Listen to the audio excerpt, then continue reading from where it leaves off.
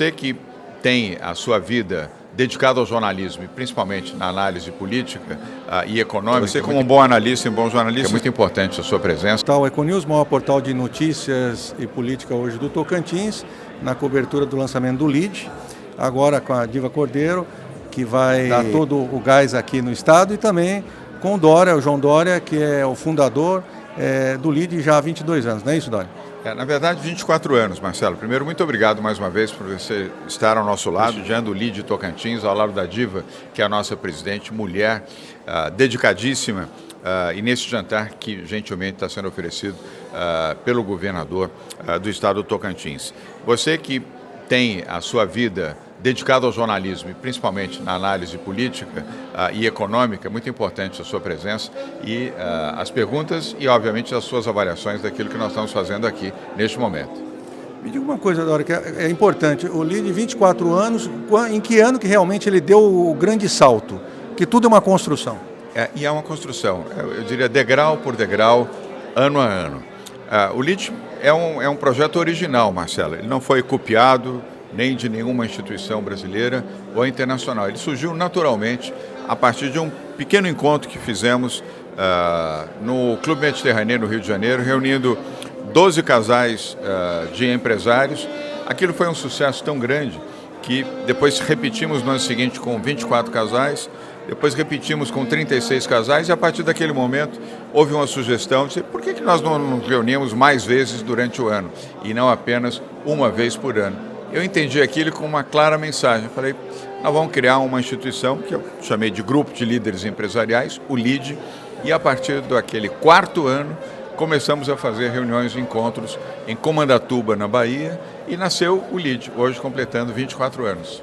Um LEAD totalmente originário e hoje com tentáculos no mundo inteiro. Nós estamos, Marcelo, você tem razão, nós estamos em 24 países do mundo, em todos os continentes. Estamos no Oriente Médio, estamos na África, estamos na América Latina, estamos na Oceania, na União Europeia, em todos os Estados Unidos. Só nos Estados Unidos temos 4 unidades lá, e trabalhando sempre pelo Brasil. O LEAD é um grande formador de pontes, como agora estamos fazendo uma ponte importante aqui no estado do Tocantins, com a Diva liderando o empresariado. Ponte entre o privado e o público, ponte entre o Brasil e os países que no mundo são investidores ou compradores de commodities ou produtos e serviços do Brasil. Perfeito. Falando um pouquinho, a gente já volta com você, Dória. Diva, como é que você está encarando esse grande desafio? Bom, ser uma estrangeira, não é, aqui muito bem acolhida, isso para mim já é um ponto de partida muito interessante, até porque o próprio Estado como um todo, ele é emergente nesse aspecto, e isso está sendo muito propriamente dito no sentido de oportuno. Então, é um estado que tem muitas oportunidades. Você também, como não é daqui, percebe-se isso. Somos jornalistas, aliás, somos 3 jornalistas aqui nesse momento, entendendo o que é que o estado ele tem como, dentro da sua própria dinamicidade, vários setores pujantes. Então, o LEAD ele vem para fazer as conexões, assim como o nosso fundador acabou de colocar. E essas conexões, elas sim, poder público, poder privado, a economia como um todo. Já temos resultado com relação a isso. Em breve, no caminhar, a gente vai ver já os fluidos desse trabalho que já foi iniciado. Perfeito. Voltando, Dória, falando um pouquinho rapidamente com relação à tua gestão. Qual foi o teu grande marco? Vamos dividir por 2 partes. Na prefeitura, começar por questão cronológica. Bem, em São Paulo, na prefeitura, é o primeiro alegria de ter comandado a cidade mais importante do país, a 6ª maior cidade do mundo, que é a cidade de São Paulo, onde eu fui eleito em primeiro turno, até hoje o único prefeito eleito no primeiro turno na história política de São Paulo. Eu vim do privado e onde estou agora de volta, mas gostei de ser prefeito, gostei de prefeitar, gostei de administrar a cidade. Administrar uma cidade é como você ser o grande zelador do município, da cidade. Dá muito trabalho, mas dá muita satisfação também, porque o resultado é muito imediato das ações que um prefeito realiza em prol da sua população, em prol da comunidade. Então foi uma experiência muito boa, Marcelo.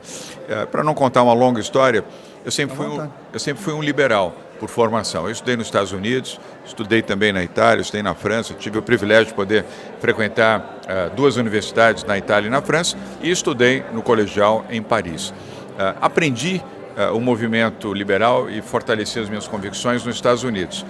E quando eu tomei a decisão de disputar um mandato, eu falei, eu quero ser um prefeito liberal. Então, foi o que eu fiz, um liberal social. Então, eu fiz concessões de todos os parques públicos de São Paulo.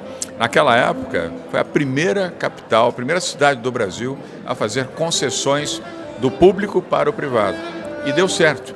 Hoje o Parque do Ibirapuera em São Paulo, que é uma concessão para o setor privado, é um exemplo de eficiência, de limpeza, de modernidade, de segurança, de serviços à população. E na época eu fui muito criticado, Marcelo. Vai colocar o parque só para os ricos, só rico vai ter acesso, vai cobrar para frequentar o parque. Não. O Ibirapuera continua sendo o grande símbolo de São Paulo, o acesso é livre, não há pagamento nenhum, só que ele é mais bem administrado, mais bem zelado, mais modernizado e custava para São Paulo naquela época 48 milhões de reais por ano. Estamos falando de 2016. Hoje ele gera receita para a Prefeitura de São Paulo. O mesmo em relação ao Pacaembu, o mesmo em relação ao Parque Anhembi. Hoje são todos órgãos privados, ou melhor, administrados pelo privado. Olha a diferença que faz. Economia de dinheiro público e hoje eles dão receita para o município e não despesa. E oferecem um serviço melhor para os cidadãos, para aqueles que moram em São Paulo. Depois veio o governo do estado, na sequência, também com essa mesma visão. E igualmente fizemos concessões importantes para permitir que o privado pudesse administrar, mais uma vez, todos os parques públicos de São Paulo. Jardim Botânico, Jardim Zoológico, os parques florestais, todos concedidos ao setor privado. Tudo aquilo que não era importante ter a presença do Estado, passou a ter a presença do privado. E uma visão modernizadora também para o município de São Paulo e o Estado. Reforma da Previdência e reforma administrativa. Geramos recursos de caixa para fazer obras necessárias na área de saúde, habitação e saneamento. Foi assim, uma boa experiência de 6 anos na vida pública e agora de volta ao setor privado. Perfeito. Complementando só para fecharmos essa questão do setor público, você mencionou, inclusive, eu já lhe acompanhei em outras entrevistas e hoje mesmo no Palácio a questão que você hoje, não, em princípio, não volta para o setor público. Isso, se houver isso é 100% ou dependendo do contexto, o futuro a Deus pertence? Isso é curioso porque as pessoas não acreditam, né? Quando você fala que não deseja voltar para a política, eu não ojerizo a política, nem tenho mágoas da política. Não, só tenho boas referências dos 6 anos em que estive na vida pública, tendo sido vitorioso, inclusive, em todas as eleições das quais participei. E entendo que a vida pública é parte um pouco do esforço e do sacrifício que muitos do privado podem fazer. E eu fiz isso com enorme alegria e com grande satisfação. Abri mão do meu salário, eu não recebi nenhum dinheiro, durante 6 anos trabalhei de graça, eu doei os meus salários para o Fundo Social, porque você é obrigado a receber o salário, você não pode, você tem esse vínculo, isso é constitucional. Mas eu doei para o setor privado, não vivi no Palácio dos Bandeirantes, embora tenha a residência oficial, não usei carro oficial, fiz tudo com o meu próprio dinheiro. E fiz porque queria ajudar São Paulo, a cidade, o estado, e ajudar o meu país.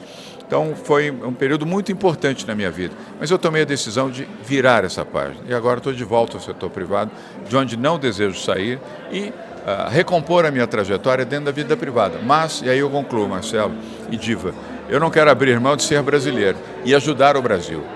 E você, Diva, eu e os que são do privado, que estão nos assistindo e acompanhando aqui, podem ajudar na sociedade civil.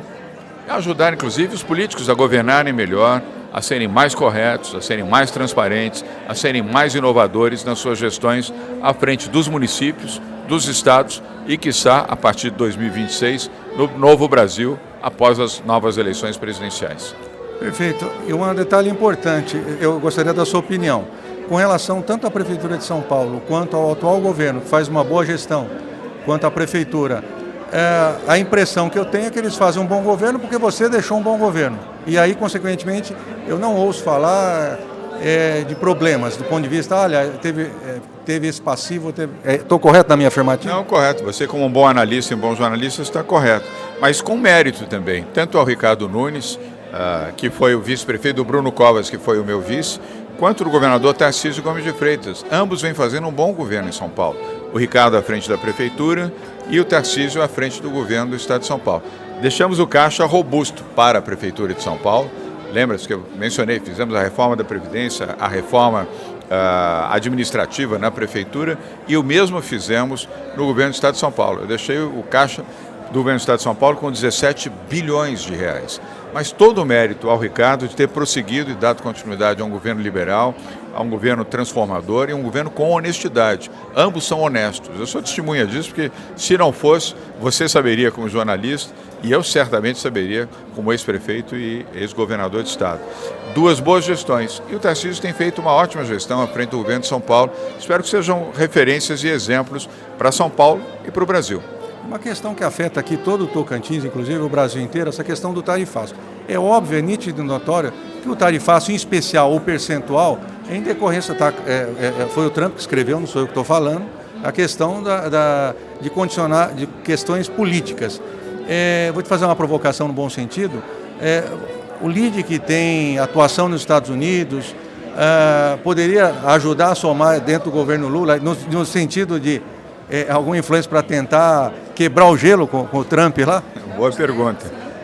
Já estamos fazendo isso, Marcelo. Logo após a decretação do tarifaço e antes da sua aplicação, nós reunimos as principais lideranças do LIDE, principalmente na área de comércio exterior, para buscar alternativas. E foram duas. Uma, estimular o Brasil e que continue a fazer, a ter diálogo, a manter o diálogo com o governo americano, não romper o diálogo e não confrontar com o governo americano, pela diplomacia e pelo diálogo institucional. E, por outro lado, o privado com o privado. Estimulamos, e temos feito isso, a que os setores prejudicados com o tarifaço aqui no Brasil possam buscar os seus parceiros americanos, que são importadores e distribuidores, principalmente de commodities brasileiras, mas também de produtos e tecnologia brasileira. Lembrando que o maior mercado dos aviões da Embraer são os Estados Unidos da América. E isso deu resultado, principalmente nessa ação do privado com o privado. Aí produzimos bons resultados. Você se lembra que daquela primeira lista do tarifaço, tinham quase 700 produtos, itens que foram excluídos dessa lista. Isso já foi fruto desse trabalho do privado com o privado. E também, acredite-se, a diplomacia brasileira, que ao invés de fazer o confronto, convidou o vice-presidente Geraldo Alckmin a ser o agente desse diálogo e também orientou a própria diplomacia, o próprio Itamaraty, a evitar o confronto e manter o diálogo aberto com o governo americano. Foi uma medida injusta do governo americano, do governo Trump, é preciso registrar isso, porque ela não teve nenhum embasamento técnico, foi uma decisão de ordem política. Mas mesmo, Marcelo, quando você é injustiçado, é preciso engolir seco, respirar fundo e buscar o entendimento e não o confronto. Se continuarmos na busca do entendimento e mantivermos o diálogo aberto e deixar o setor privado atuar diretamente com o setor privado americano, nós poderemos ter mais boas surpresas do que más surpresas nos próximos meses. Perfeito. Diva, uma mensagem só para fechar. LIDE Tocantins. O Tocantins para o mundo e o mundo para cá, para o Tocantins. Esse será o nosso slogan. Conte conosco, precisamos aí do apoio do empresariado, precisamos de vocês para a composição de conselho, discutir o que é que o Estado precisa e contem conosco. Essa é a nossa palavra final. Eu vou precisar agora... Tá jóia. Claro. Marcelo, porque a noite hoje é LIDE. Obrigado. Prazer em conhecer. Marcelo, parabéns pela elegância também. Terno, camisa, gravata, Obrigado. Obrigado.